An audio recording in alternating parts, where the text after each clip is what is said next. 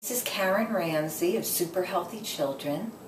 I'm going to touch on vitamin K2 in the raw vegan lifestyle. I wrote an article on that topic for a couple of different magazines. It was in Get Fresh magazine of the UK and just came out this week in Eternity Watch magazine of Canada, published by Jenny and Vaughn Berkeley. I love this magazine. It's a wonderful magazine for the fresh plant food lifestyle. And I really want for vegans to be assured that they get enough vitamin K2. There have been shows and even summits online with experts of different fields pointing out that we cannot get enough vitamin K2, and we certainly can't get any in plant foods. And so I spent the last half year doing research on that topic and came up with a number of studies that point out that we actually can get, first of all, enough vitamin K for children and adults, as well as that vitamin K does translate into vitamin K2 if we get enough vitamin K. And so I'd like to point out some of the important facts in my article. First of all, a lot of people are fearful because vitamin K2 is necessary for growing bones. So I can certainly understand that. As a mother, I have that same concern for my children. But I felt very comfortable that I grew their bones and their bodies on raw vegan plant foods. So, what I'd like to say here is that there are no known vegetables that contain vitamin K2. Natto is a very bad tasting fermented soy product that contains the greatest amount of the vegan form known of vitamin K2, but this vitamin K2 is formed during the processing and it's not natural. And so how else would we get vitamin K2? So interestingly, if the articles are saying that vitamin K2 can only be obtained by eating animals and their products, and those animals are vegan plant eaters, then where do scientists think that these animals are getting the vitamin to give us in the first place? All right? So it's not generally known that leafy green vegetables contain high amounts of vitamin K. Kale alone contains over 1,325% of our daily requirement of vitamin K in approximately 2 cups of this excellent leafy green. And so our bodies, I have found through studies that I present in this article, show that we are able to convert vitamin K1 to vitamin K2.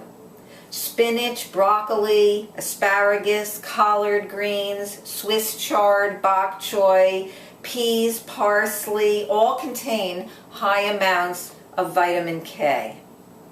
And also studies show that vitamin K and its components are incredibly resilient and can withstand both cooking and freezing, although we consume more nutrients intact by eating fruits and vegetables raw.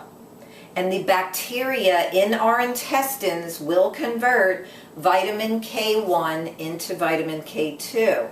And so I want to just mention those studies that I talk about in this article.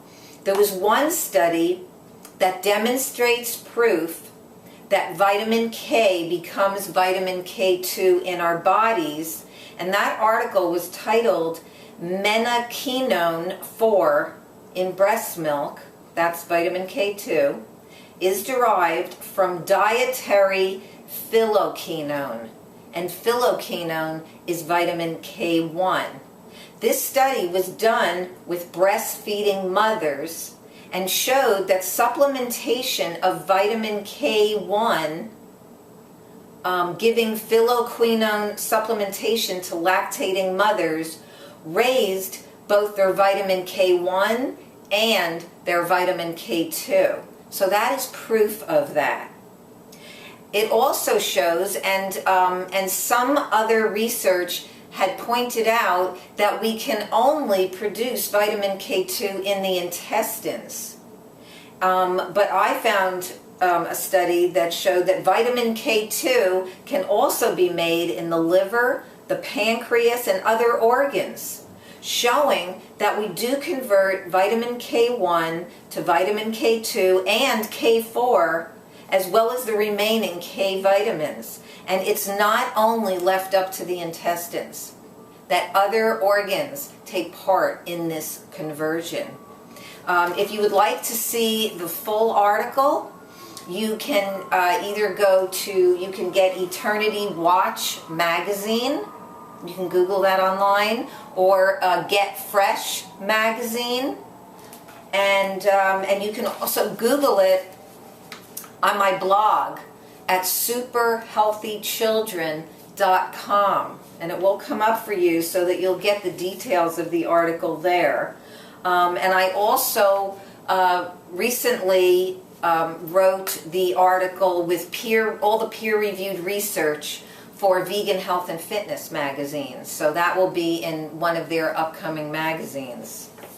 And so then there were some parents who said, well, if my child isn't eating enough green leafy vegetables, then where is my child going to get all of this vitamin K1 that my child needs?